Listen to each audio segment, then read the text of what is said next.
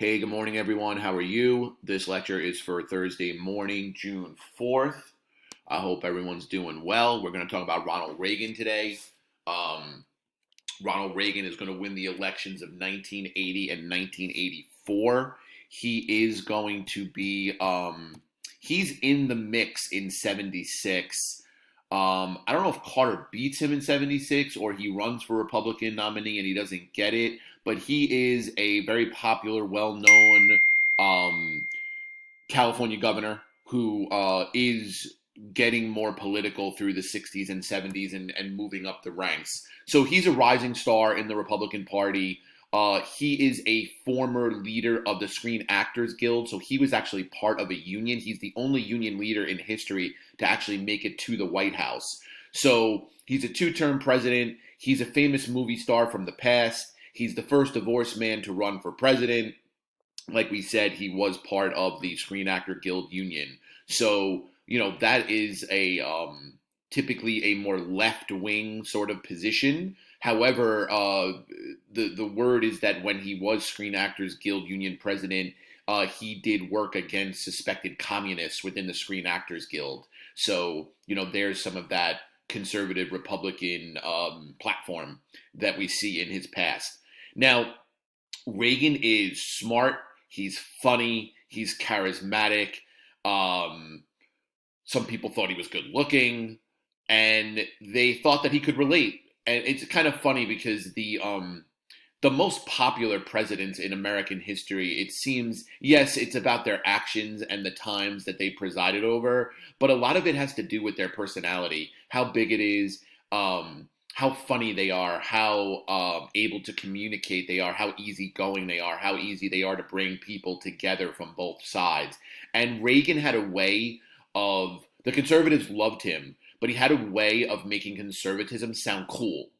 All right. And if you think about it, when conservatives talk about traditional values and everything stays the same, lots of young people kind of turn their ears off to that. And, younger people tend, at least, not everybody, of course, but they tend to gravitate more towards the Democrat and the Liberal Party that wants change. And if you think about it just on a pure fact of age, younger people who are further away from the end of their life are more tolerant of change, whereas older people who are closer to the end of their life don't want to understand change and want to keep things the way they are. That makes sense. But Reagan had a way of being able to kind of bridge the gap and make conservatism sound cool, if you will, to younger people.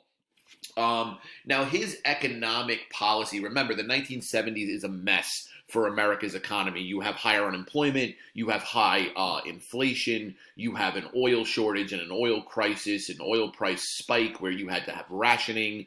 So Reagan's going to be looking to do something different, and he is going to turn back to the economics of the 1920s and the 1950s when the economy did very, very well, with supply side economics. And the idea there is that you cut taxes across the board, but you specifically cut taxes for the wealthiest and the business owners.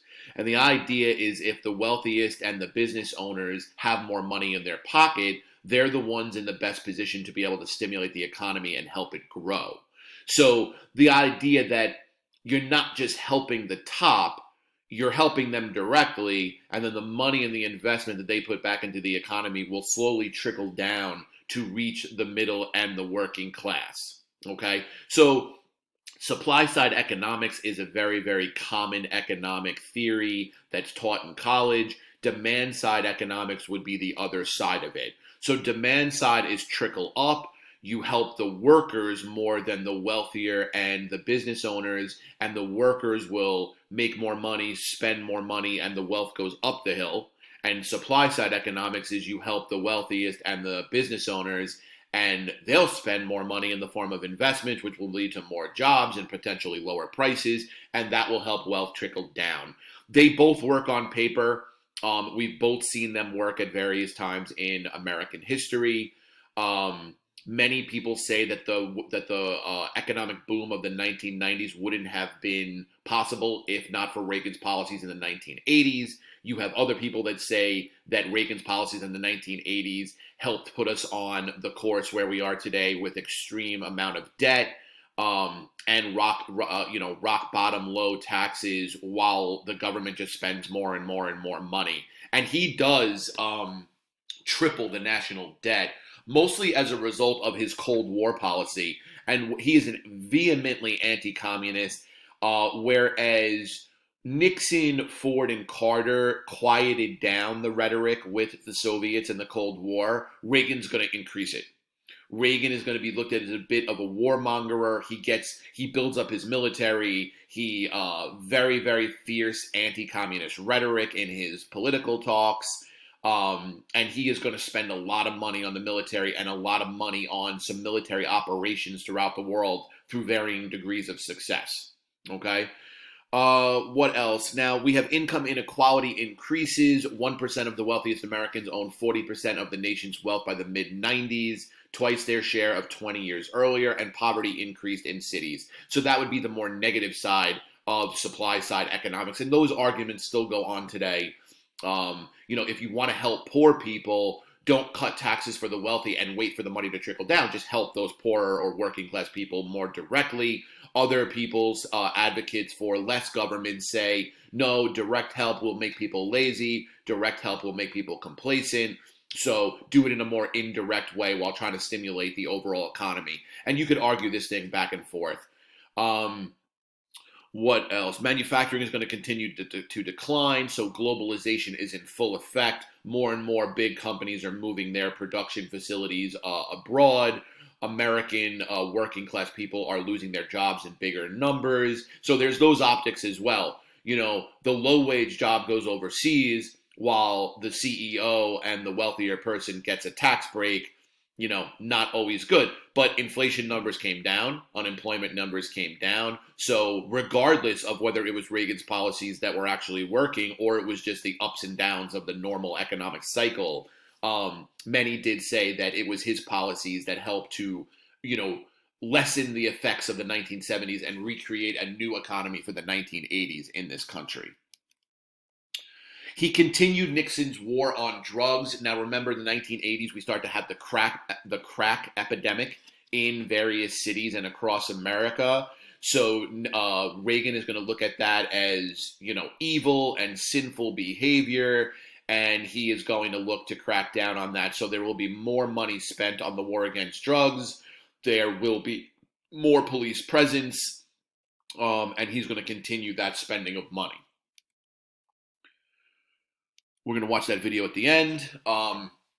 We talked already about getting tough on communism. He's going to start to stick his beak in Latin America and try to back different governments that would thwart communist revolution attempts. So he's going to get into some trouble down there. He's going to tell Mikhail Gorbachev, who is the leader of the Soviet Union at the time, Mr. Gorbachev, tear down this wall. That's one of his more famous statements. And he's very direct, Ronald Reagan, and direct in a funny way. Could get on stage with a world leader who was an enemy of ours and get the person to laugh, something like that. But definitely a man's man. Traditional conservatives loved him for being, strong for America, strong for the military, strong for the police. He really set the playbook, Ronald Reagan, for what you hear out of Republicans today. Many of his ideas, if you listen to him, you'll hear Donald Trump, you'll hear George W. Bush, you'll hear John McCain, you'll hear some of the more prominent Republicans in the past 10 or 20 years really took from Reagan's playbook because, he crushed it in 84 and he won by a pretty big margin in 1980 as well. So Reagan is really a darling of the conservative and the Republican Party today. Now, his biggest blip is the Iran-Contra affair in 1986. So this is at the beginning of his middle of the way through his second term. And some of his senior defense administrators in his administration are going to secretly negotiate the selling of arms to Iran. And Iran is involved in a war right now with Iraq in exchange for the release of American hostages held by Islamic groups in the Middle East. And then with the proceeds of those monies, they funded a group called the Contras in Nicaragua who were fighting against the communist government. And Congress had banned U.S. military aid to the Contras in 1984. So this whole thing becomes about, well, if Reagan's senior aides are doing this and it's a direct violation of congressional law, did Reagan know? There were a number of convictions of some of his senior administration officials as a result. His popularity went from something like 67% to 45% in a matter of a week or two as a result of this Iran-Contra affair. So it really muddies up the last 2 years of his second term. This was a pretty big scandal because it kind of looked like, at least on its face, that he knew about, that there was no way that this could have gone on without him knowing about it. And he basically, is flouting congressional law. So the idea of, the memories of Richard Nixon and what he did during Watergate start to come into people's minds. And Reagan's popularity is really going to drop as a result. He's also the oldest sworn-in president in 1984 at the age of 73. So I guess that means he was 69 when he won in 1980. He's 73 for 1984.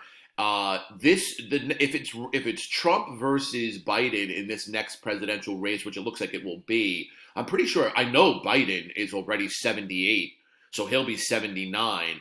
But Trump, I think, is around 72, 73, 74. So either one of them will be the oldest president to ever be sworn in January of 2021 after this coming November election.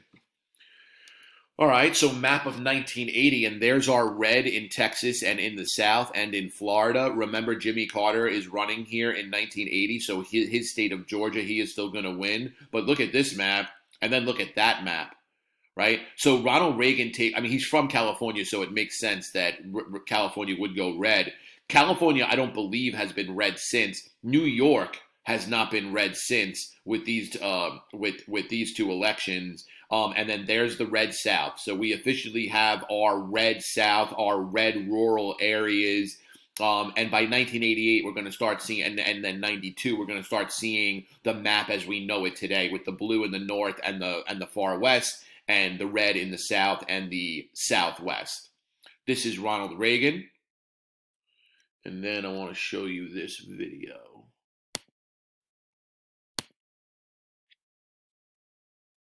March 30th, 1981. Mr. President!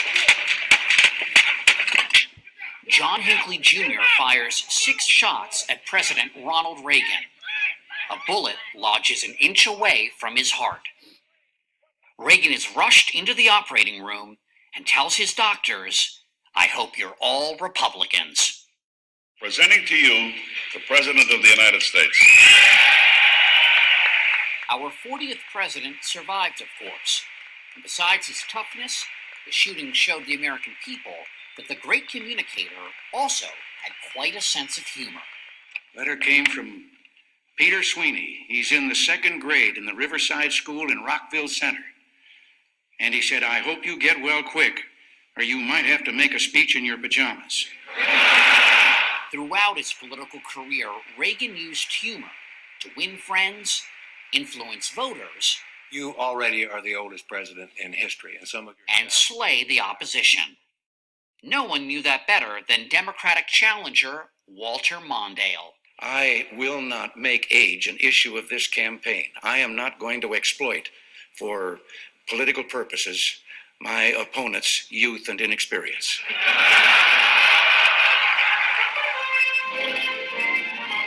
You wanted law and order in this town. You've got it. A former Hollywood actor and spokesman for General Electric, Reagan knew how to make his humor seem off the cuff, except that it wasn't. Mike Devers, in his book, said that I had a short attention span. Well, I was going to reply to that, but what the hell, let's move on to something else. You know, you could talk to any number of President Reagan's speechwriters over the years, and when they might hand him a speech, sometimes the speeches would come back with a quote or an expression or a joke that they hadn't seen before. Turns out the Gipper had a secret comedic weapon, says John Highbush, executive director of the Reagan Library. So all of this is the contents of his desk, the last desk he used. 2 boxes filled with the last objects sitting inside President Reagan's working desk. Cool. All right, well, listen, I want to see this stuff. Buried inside one of these boxes, a stack of index cards. The president's famous one-liners, his best jokes. written on both sides. This is the humor of Ronald Reagan in 3 by 5. This one is titled One-Liners. Adolescence is the time when children suddenly feel responsible for answering the phone. It's pretty good. It's funny. As unassuming as these look, they were political dynamite, a war chest of jokes. Many he wrote himself, others he borrowed. Someone has once said that actually, as long as there are final exams, there will be prayer in schools. I can remember when a hot story broke and the reporters would run in yelling, "Stop the chisels." We showed some of the jokes to comedian Drew Carey. Jokes about Congress. I've wondered at times what the Ten Commandments would have looked like if Moses had run them through the U.S. Congress. About the Soviet Union. What are the 4 things wrong with Soviet agriculture? Spring, summer, autumn, and winter. And about himself. Just to show you, this is the best one. Just to show you how youthful I am, I intend to campaign in all 13 states. He was a guy who wasn't afraid to make fun of himself, which was great. Like whatever you think the elephant in the room is, that's the thing you should be able to talk about and joke about. When I do the same thing, the first thing I do is I make a joke about the way I look. And that kind of inoculates yourself. Totally. When I go in for a physical now, they no longer ask me how old I am. They just carbon date me. Reagan's sunny disposition, his ability to joke about pretty much anything, long predated his career in politics, says his daughter, Patty Davis. She says it was a lifelong coping mechanism.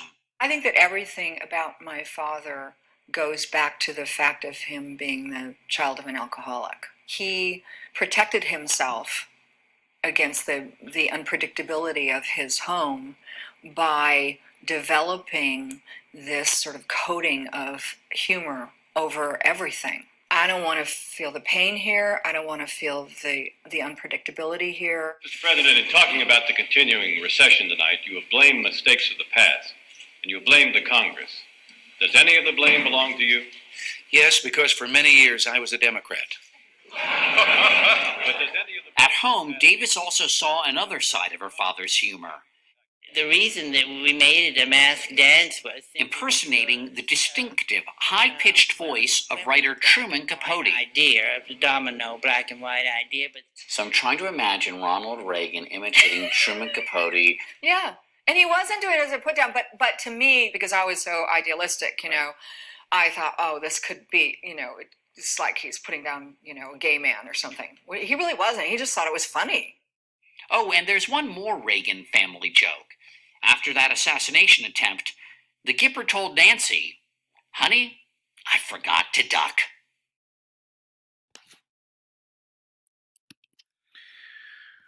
All right, so that's it for us today. I hope you're all doing well. We'll have our Chill Friday tomorrow, so enjoy the long weekend.